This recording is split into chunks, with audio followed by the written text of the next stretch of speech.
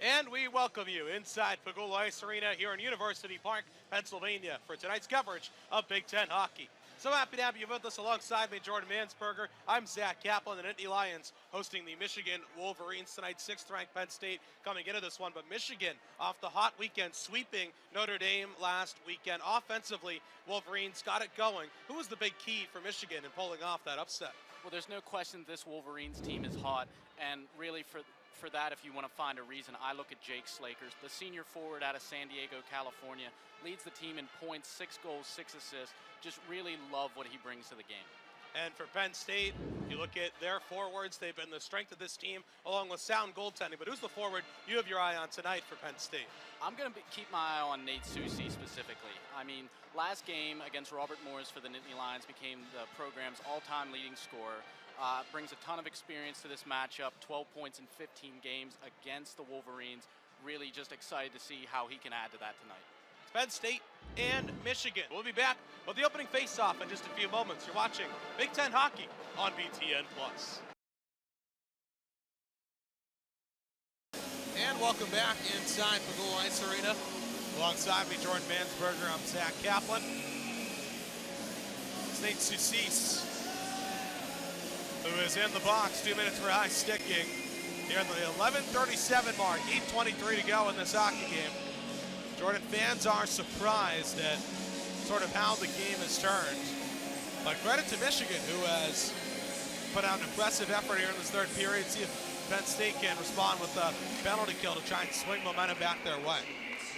Yeah, as I mentioned earlier, the Wolverines not having a comeback in the third period this season for a win. As it stands here tonight, they could be looking at their first. It would buck the trends both ways as Pavlichev tries to work it up. It's Lockwood on it for the Wolverines. Pass to Job, far side, York. Will keep it, Slaker in the near circle. Centering pass that goes all the way to York on the other side. Too far for Slaker, will work its way back to Blankenberg. Deflected by Hayhurst, but not on net. Hayhurst will punch it. No hand pass, they say. Lockwood with it at the top of the point. York, slick moves, trying to put it on net, but just wide.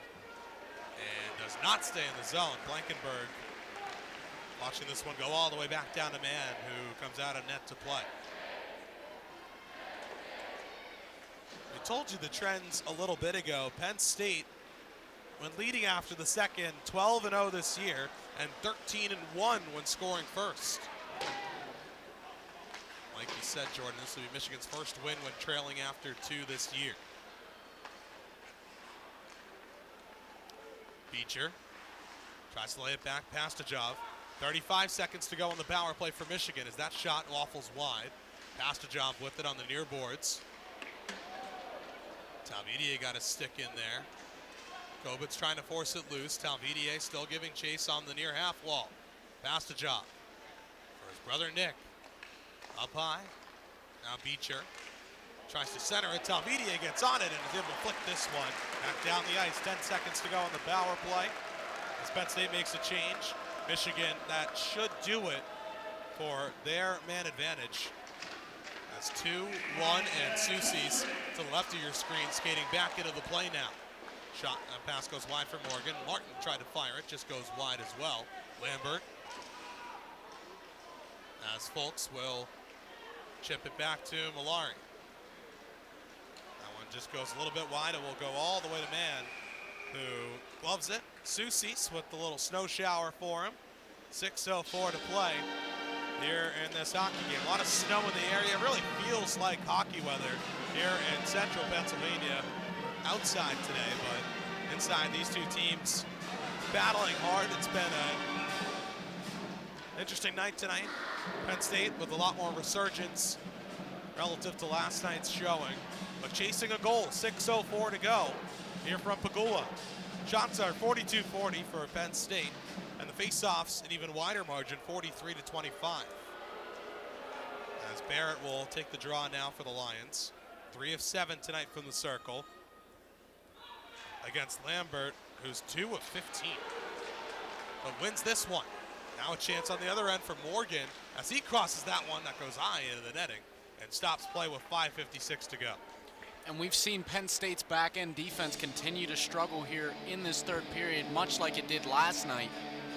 As really, that was a possible 2-on-1 there for the Wolverines if that puck didn't skitter over to the near wall.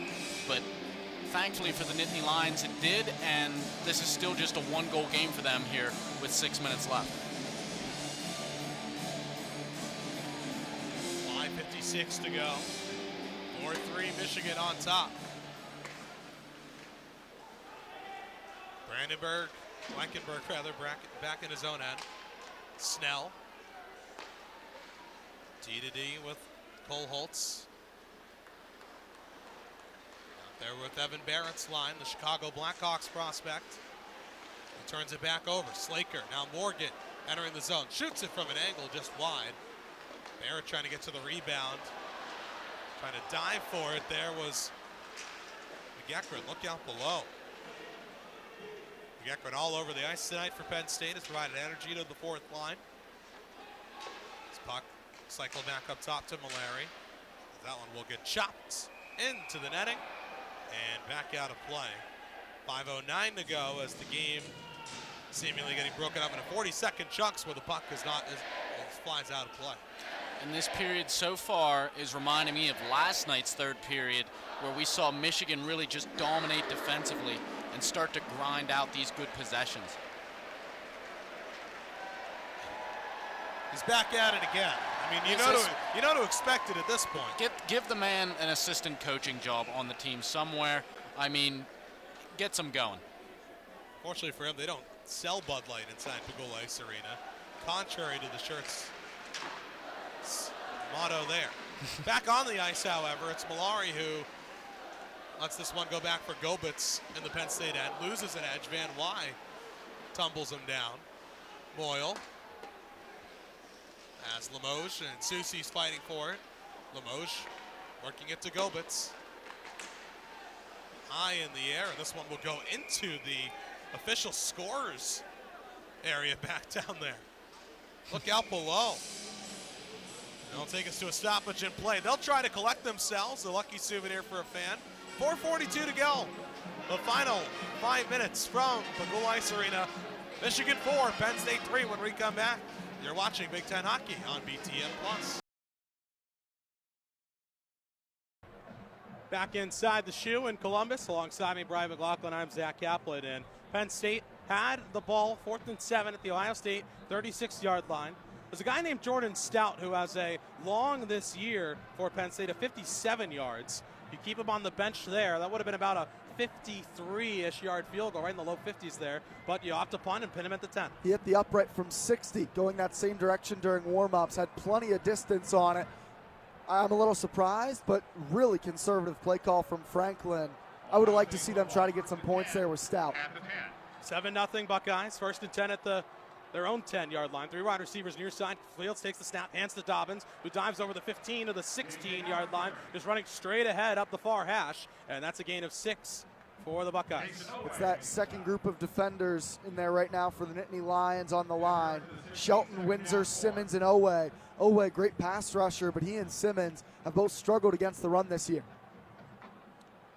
2nd down and 5 as the handoff to Dobbins on the far side. Gets over the 20, and that'll be a 1st down for Ohio State.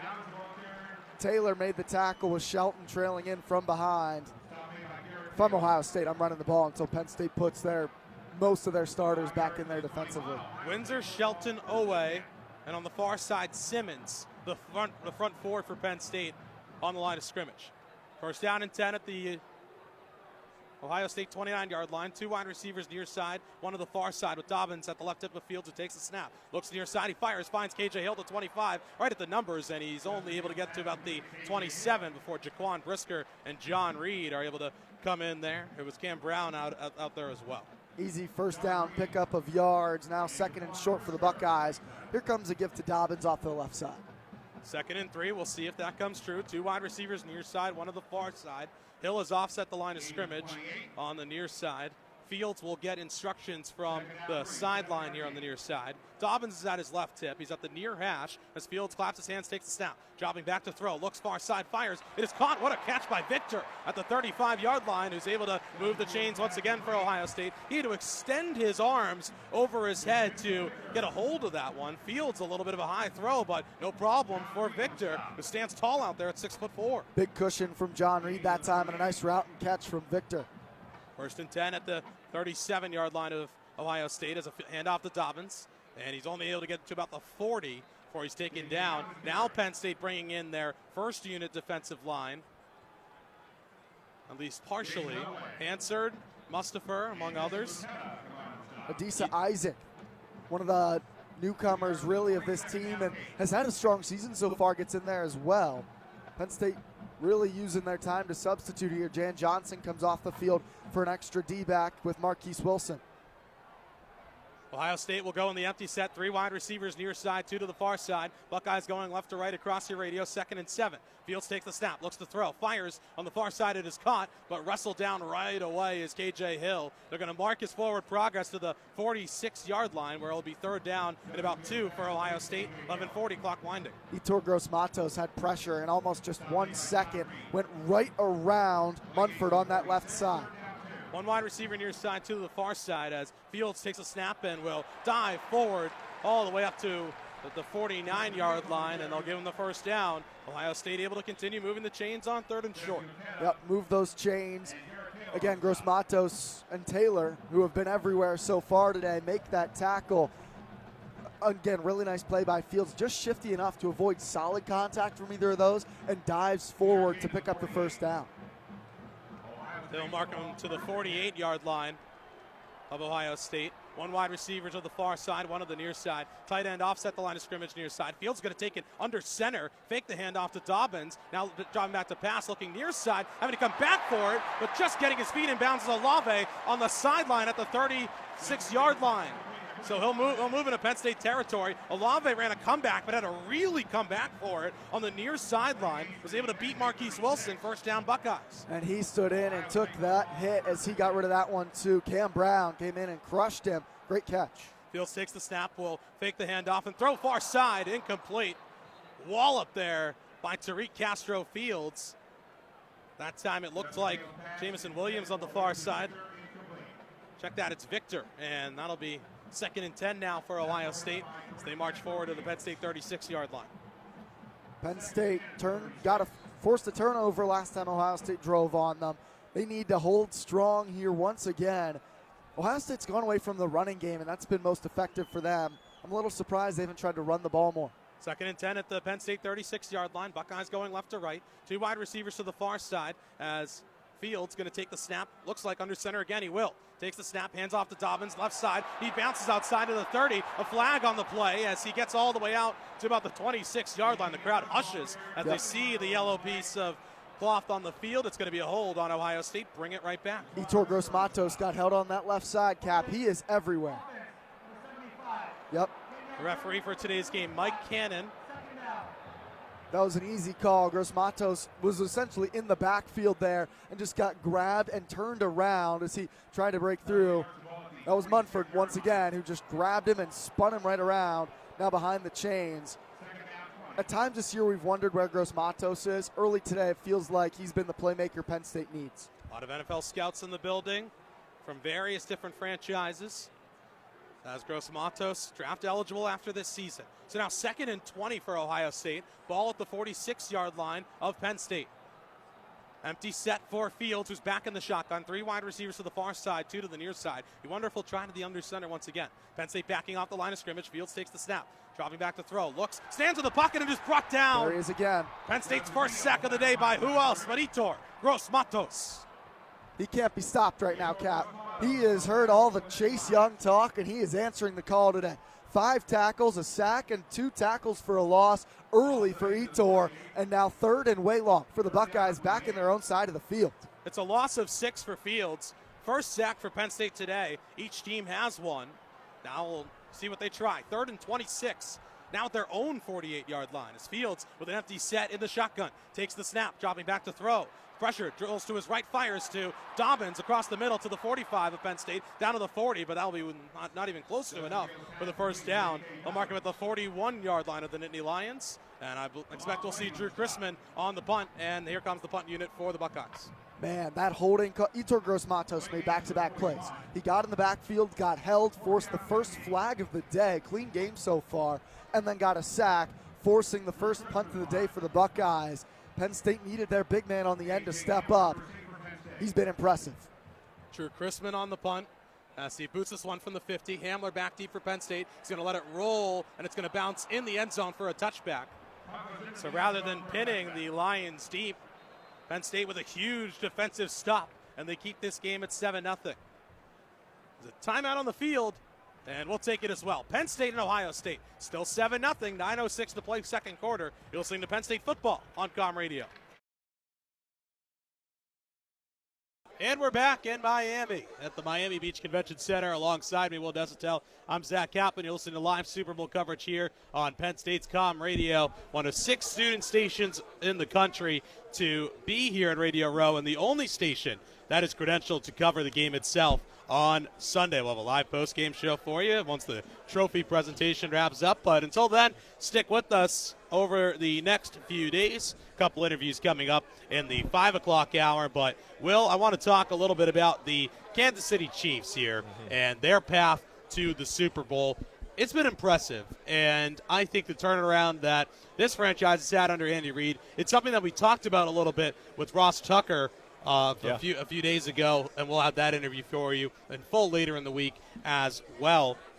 When you think about a stable franchise, when you think about success, I think personally about ownership. And at the risk of sounding too much like Colin Cowherd, I think it starts at the top, and I think you have to have good ownership. I say it all the time. It's a reason why the Boston teams are as successful as they are. Yeah. It's a reason why the Eagles have had the recent run of success. I think Jeffrey Lurie is a fantastic owner. The Ravens are no strangers to that either. Steve Bisciotti is very solid. So here you have the Chiefs. You have the Hunt family. Was Lamar Hunt. Now they win the Lamar Hunt Trophy as the AFC champions 50 years after they won their last one. And that's been a big storyline this week as well. But what can you say about the stability they've had under Andy Reid since they hired him, and sort of this feels like semi-breakthrough they've had this year?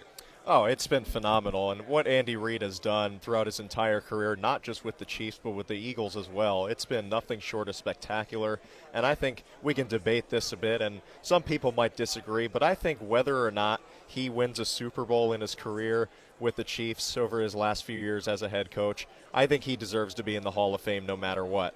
And we talked to Ross Tucker about this yesterday, and what he said basically was he's just a big fan of guys who can start from scratch, build a program up, and take them to the top. Andy Reid has done that twice, both with the Eagles and the Chiefs.